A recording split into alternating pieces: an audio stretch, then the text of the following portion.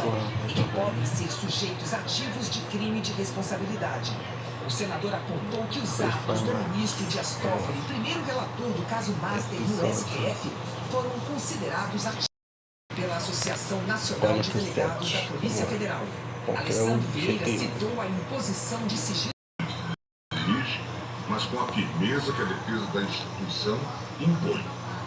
Certo de que a forma como tudo isso tem ocorrido, com vazamentos seletivos de documentos pela CPI e a construção de narrativas apressadas em torno de fatos ainda sob apuração, indicam que essa dinâmica se insere em um movimento mais amplo, que recomenda um olhar crítico.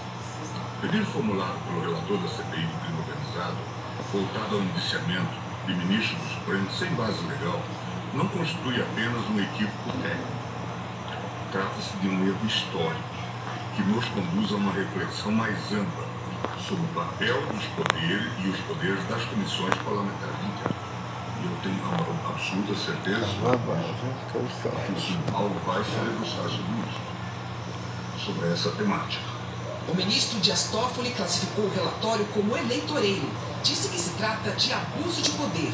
Sem citar o senador Alessandro Vieira, disse que pode resultar em inelegibilidade. Isso, senhor presidente, é abuso de poder. Isso pode levar, inclusive, à inelegibilidade. Isso pode levar não só em sanções em outras áreas, como Vossa Excelência já mencionou na fala de Vossa Excelência, quando disse respeito à necessidade de uma atuação do Ministério Público, mas também da Justiça Eleitoral. E a Justiça Eleitoral não faltará em punir aqueles que abusam do seu poder para obter voto num proselitismo eleitoral. Porque tem que se pôr fim imediato a essa sanha de que atacar determinadas instituições dá voto. Atacar instituições é atacar o Estado Democrático de Direito, é atacar a democracia. Os ministros Nunes Marques e Luiz Fux manifestaram solidariedade aos colegas citados no relatório da CPI. O atual relator do caso Master no STF, ministro André Mendonça, defendeu o papel de investigação das CPIs, mas disse que elas devem tratar apenas do tema para o qual forem criadas. Manifestar, de um lado, a importância das comissões parlamentares de inquérito como instrumento de independência do Poder Legislativo como um todo, de apuração de situações que mereçam uma investigação nessa seara, trazendo especialmente um âmbito de responsabilização política que é inerente a esse tipo de apuração. Logicamente que toda apuração, por outro lado, deve ser feita com muita responsabilidade, com muita seriedade e, no caso das CPIs, uma pertinência temática correspondente preservada. Na CPI, o senador Alessandro Vieira terminou a leitura do relatório no fim da tarde. Ele rebateu as críticas dos ministros do Supremo. A CPI cumpriu sua missão constitucional. A CPI investigou, diagnosticou e propôs.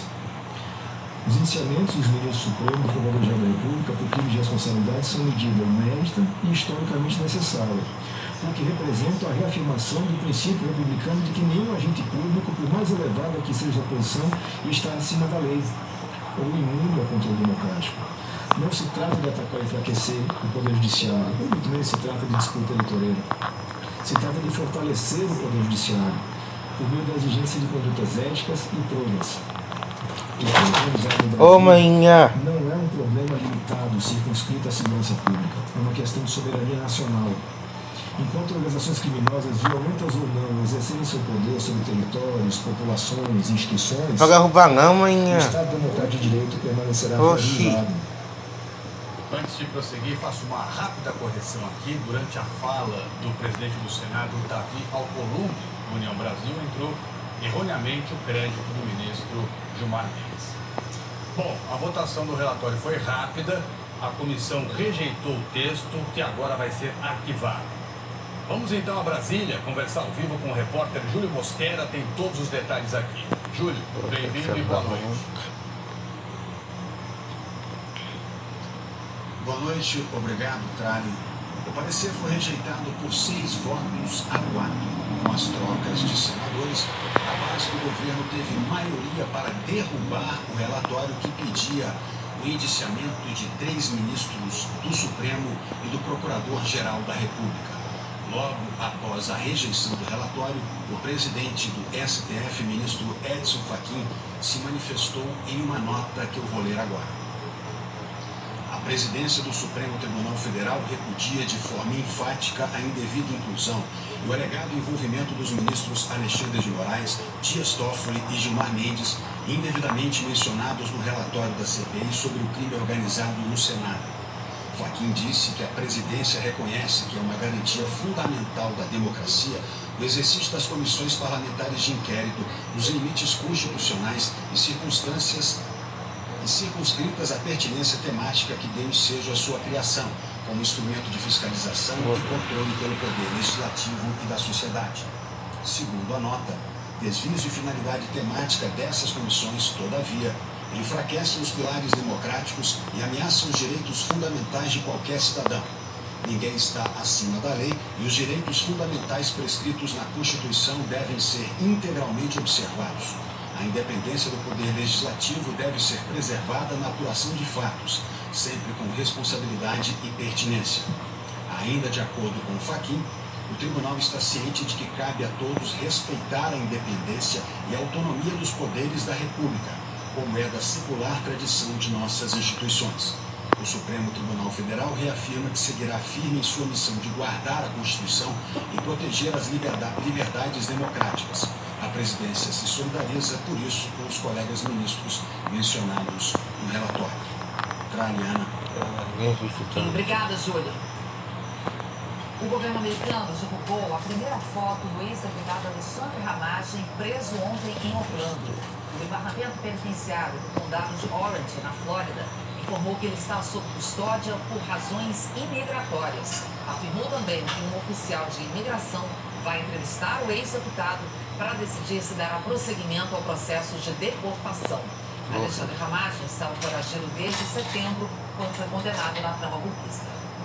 O ministro do Supremo, Nunes Marques, determinou a abertura de uma investigação de importunação sexual contra Marco Buzzi, ministro do Superior Tribunal de Justiça. Marco Buzzi não pode entrar nas dependências do STJ desde fevereiro. Ele enfrenta 2 denúncias de importunação sexual. A primeira é de uma jovem de 18 anos. Os pais dela eram amigos do ministro. A família passou as férias em janeiro na casa de praia do ministro em Balneário Camboriú, Santa Catarina. A segunda denúncia é de uma mulher que trabalhou no gabinete de Marco Buzzi. O caso teria ocorrido em 2023. O Procurador-Geral da República, Paulo Gonet, já tinha se manifestado a favor da abertura da investigação. No parecer, ele afirmou que há elementos suficientes para a instauração do inquérito. Gonet também pediu o envio do caso à Polícia Federal, que vai ter 60 dias para colher provas e ouvir os envolvidos. Os depoimentos e novas provas serão importantes para definir se de fato houve crime e de qual tipo: assédio, importunação sexual ou os dois. Além da investigação determinada pelo STF, no início da noite, o Superior Tribunal de Justiça decidiu que Marco Buzzi vai responder a um processo administrativo disciplinar e manteve o ministro afastado do cargo. Marco Buzzi é ministro do STJ desde 2011. Ele nega as acusações. Em nota, a defesa dele afirmou que o ministro não cometeu qualquer ato impróprio e que as alegações apresentadas até o momento carecem de provas concretas. A defesa do ministro Marco Buzzi afirmou também que recebeu o resultado com resignação e serenidade e que vai ter condições para mostrar que as acusações são infundadas. E o ministro Nunes Marques foi eleito para a presidência do Tribunal Superior Eleitoral pelos próximos 2 anos. Foi uma eleição protocolar, apenas para confirmar a tradição. O escolhido para assumir o comando da Corte Eleitoral é o atual vice-presidente, no caso, Nunes Marques. Ele vai assumir o lugar de Carmen Lúcia. A ministra antecipou a saída para permitir rapidez na transição por causa das eleições de outubro. O ministro André Mendonça assumirá a vice-presidência. Cássio Nunes Marques nasceu em Teresina, tem 53 anos, atuou como advogado por 15 anos. foi desembargador do Tribunal Regional Federal da Primeira Região e juiz do Tribunal Superior Eleitoral do Piauí. Chegou ao Supremo Tribunal Federal em 2020, indicado pelo então presidente Jair Bolsonaro. 3 anos depois, tornou-se ministro do TSE. Logo após a eleição, a atual presidente do TSE, ministra Carmen Lúcia, desejou sorte a Nunes Marques e a André Mendonça. Eu gostaria de, em nome do Tribunal Superior Eleitoral, cumprimentar os senhores ministros, desejar que eles tenham muita sorte no trabalho muito sério, grave e de total responsabilidade com a democracia brasileira, com a cidadania brasileira, nos cargos, especialmente nos tempos que se avizinham, de uma eleição geral. O ministro Cássio Nunes Marques, que antes mesmo de integrar o Supremo Tribunal Federal já tinha integrado a Justiça Eleitoral e que tem realizado um trabalho igualmente sério, responsável, como ministro do Supremo Tribunal Federal e deste Tribunal Superior Eleitoral, na condição de vice-presidente, o ministro André Mendonça, igualmente um ministro dedicado, que também vem desenvolvendo a sua condição de juízo com grande seriedade, com grande responsabilidade. Logo depois, o presidente eleito agradeceu aos colegas. Muito rapidamente, primeiro cumprimento para a eminente presidente, ministra Carmen Lúcia, uma pessoa de quem quero cumprimentar a ministra Estela e os ministros da corte, os advogados presentes, os servidores, estudantes. E muito rapidamente dizer que eu agradeço a confiança em mim depositada por todos os meus pares e que é uma das maiores honras da minha vida poder ser eleito para presidir o Tribunal Superior Eleitoral. Muito obrigado. A data da posse ainda não foi marcada. A ministra Carmen Lúcia apenas adiantou que será até o fim de maio.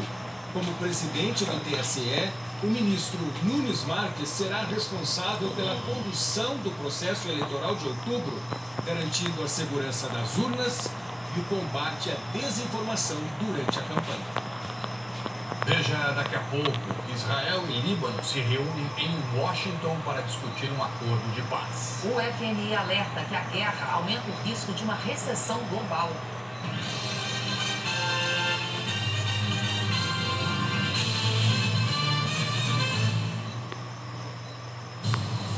Galera, bora chamar pra torcida o pessoal do grupo da família. Aproveita e chama o grupo dos amigos, o grupo do trabalho. Bora preparar a TV, o tablet, o celular e a churrasqueira, né? Ah, você tem um bar? Prepara também.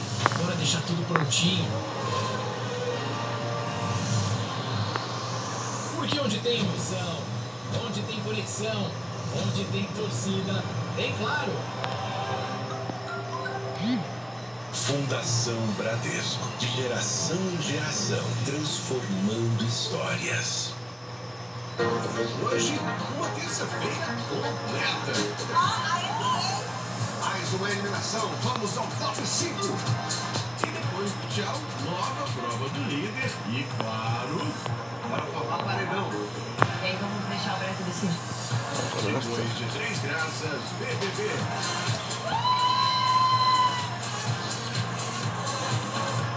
A Caoa Shell nasceu com um compromisso: oferecer tecnologia de ponta com preço justo. O consumidor brasileiro entendeu o recado, pesquisou, comparou e optou pela escolha inteligente.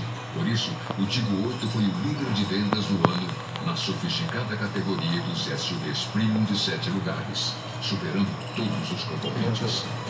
Porque quem conhece o Tigo 8 de perto não escolhe outro SUV.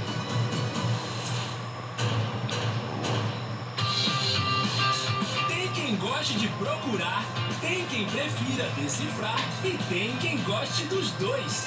No dia 17 de abril, sexta-feira, compre o correio e leve uma revista de caça-palavras ou palavras cruzadas. Você fica bem informado e escolhe a sua forma favorita de relaxar. Menos tela, mais atenção e um jeito simples de ativar a mente. Correio, o que a Bahia quer saber? Tá ouvindo esse som? É o mosaico baiano que continua no ritmo do Arrocha. A sofrência de Asas Livres vai aquecer corações na sua tarde de sábado. Pegue todos os CDs, pegue os nossos livros, só para mim. Do Califórnia, a gente também tá no clima da rocha. Quem comanda a playlist do mosaico é o pagode de Vini Oliveira. sábado, 2h35 da tarde, pra gente arrochar juntinhos, hein?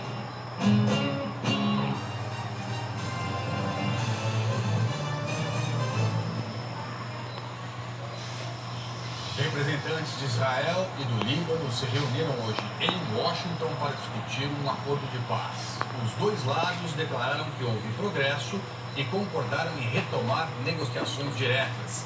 Mas o conflito entre Israel e o grupo Hezbollah continua sem um cessar-fogo. Esse encontro não era visto há décadas.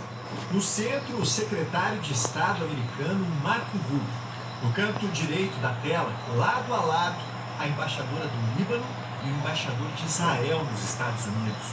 Os dois países não mantêm relações diplomáticas e não faziam uma reunião direta de alto nível assim desde 1993. O próprio secretário de Estado reconheceu logo de início que um acordo vai levar tempo. Todas as complexidades desse assunto não serão resolvidas nas próximas 6 horas, mas podemos começar a criar uma estrutura para algo positivo e permanente, afirmou. Em lados opostos nessa mesa de negociação, os governos de Israel e do Líbano concordam em um ponto. O grupo extremista Hezbollah, apoiado pelo Irã e que atua dentro do Líbano, precisa ser desarmado. O problema é como atingir esse objetivo. O Líbano é liderado hoje por um primeiro-ministro e por um presidente críticos ao Hezbollah, mas que na prática não tem influência sobre o grupo. We are both united in liberating Lebanon. O embaixador israelense saiu da reunião dizendo que os dois países estão unidos na tentativa de libertar o Líbano do Hezbollah. Já a embaixadora libanesa disse que usou a reunião para reiterar o apelo por um cessar-fogo e para defender o respeito à integridade territorial e à soberania do Líbano e medidas que aliviem a crise humanitária. Sem um avanço prático na mesa de negociação, essas imagens voltaram a se repetir hoje. Os bombardeios israelenses já mataram mais de 2.000 libaneses e provocaram o deslocamento de 1 milhão de pessoas. Enquanto o Hezbollah segue lançando mísseis e foguetes contra Israel. A pressão por um acordo vem também da Europa. Hoje, a Itália anunciou que, por causa da situação atual, não vai renovar um acordo de cooperação e defesa com Israel. Os americanos têm defendido que o cessar-fogo, acertado há exatamente uma semana com o Irã, não inclui a frente de batalha no Líbano. Querem separar as negociações em 2 partes.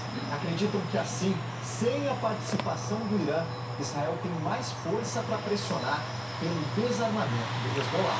Depois da reunião, o Departamento de Estado americano divulgou um comunicado em que expressa apoio aos planos do governo do Líbano para restaurar o monopólio do uso da força e pôr fim à influência excessiva do Irã no país e ao direito de Israel de se defender dos ataques do Hezbollah. O comunicado afirma que os dois lados concordaram em iniciar negociações diretas em data e local a serem acordados. As reações internacionais contra Donald Trump aumentaram hoje. O mundo está de olho nesses pontos do mapa. Muitos transportam ou tentam combustível. O Wall Street Journal afirmou, com base em autoridades americanas, que mais de 20 navios comerciais cruzaram o Estreito de Hormuz nas últimas 24 horas. Já o Comando Central dos Estados Unidos disse que nenhum navio com origem em portos iranianos passou pelo bloqueio e que 6 embarcações foram obrigadas a dar meia volta. Os Estados Unidos só estão permitindo a passagem de navios que não têm o Irã como origem ou destino. Cerca de 10 mil militares, mais de 1 dúzia de embarcações e dezenas de aeronaves estão envolvidas na operação americana. O presidente iraniano Massoud Pezeshkian afirmou que as ameaças ao estreito terão consequências generalizadas para o mundo e acusou os Estados Unidos de fazerem exigências excessivas.